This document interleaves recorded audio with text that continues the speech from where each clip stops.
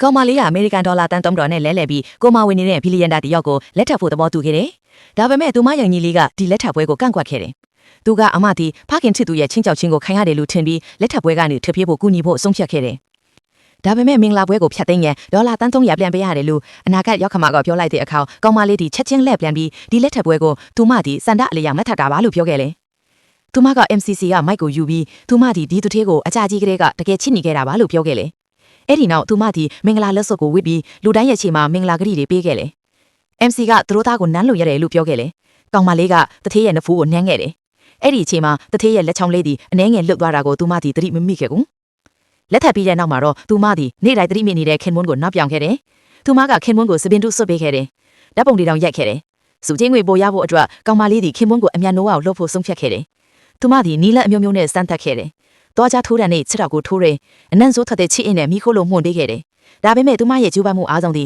မအောင်မြင်ခဲ့ဘူး။ခင်မွန်းဒီတတိမဲ့နေတဲ့လက္ခဏာတစုံတရာမပြဘဲအဲ့ရထဲမှာဆက်လဲနေခဲ့တယ်။ဒါပေမဲ့သူမဒီအားထုတ်မှုတွေကိုရက်လိုက်ပြီးခင်မိုးရဲ့ရုပ်ရည်ကိုချီချူးစားပြုတဲ့အခါခင်မိုးရဲ့နှလုံးကုန်းနှုံးနာရုတ်တရက်မြင်လာခဲ့တယ်။ကောင်မလေးဒီလန့်ပြီးခင်မိုးရဲ့ရင်ဘတ်ကိုပုတ်တက်ခဲ့တယ်။ခေါင်းငုံကြည့်တဲ့အခါသူမဒီအောက်ဆီဂျင်ပိုက်ကိုနှိမ့်မိနေတယ်ဆိုတာသိလိုက်ရတယ်။သူမဒီစိတ်ပူပန်ပြီးဘာလို့ရမယ်မသိဖြက်ကခင်မွန်းကိုချက်ချင်းနှလုံးအဆုံအသက်ကဲကုသမှုတွေလုပ်ပေးခဲ့တယ်။သူမဒီခင်မွန်းအသက်ရှူနေသေးလားဆိုတာစစ်ဆေးဖို့အောက်ဆီဂျင်နှနားစီကိုချွတ်လိုက်တဲ့အခါသူလုံးဝအသက်ရက်သွားတယ်ဆိုတာကိုတွေးလိုက်ရတယ်။ကောင်မလေးဒီချက်ချင်းအခန်းထဲပြင်ပြေးပြီးပစ္စည်းတွေထောက်ပြီးထွက်ပြေးဖို့ပြင်ဆင်ခဲ့တယ်။ဒီလိုတွေဖြစ်လာတာကိုသူမဒီနားမလည်နိုင်ဖြစ်ခဲ့တယ်။အင်ဂျီတဲကနေထွက်ပြေးဖို့လုပ်နေလို့မှပဲရောခမကသူမကိုတားပြီးခင်မွန်းဖြစ်သူတစ်ခုခုဖြစ်ခဲ့တယ်။စိတ်ကိုပြင်ဆင်ထားပါလို့ပြောလိုက်တယ်။ကောင်မလေးဒီသူမရဲ့ရှုပ်ွက်ချက်ပေါ်သွားပြီးဆိုတာကိုချက်ချင်းသဘောပေါက်ပြီးဖျားသခင်ကအကာအကွယ်ပေးဖို့တိတ်ဆိတ်ဆုတောက်ခဲ့တယ်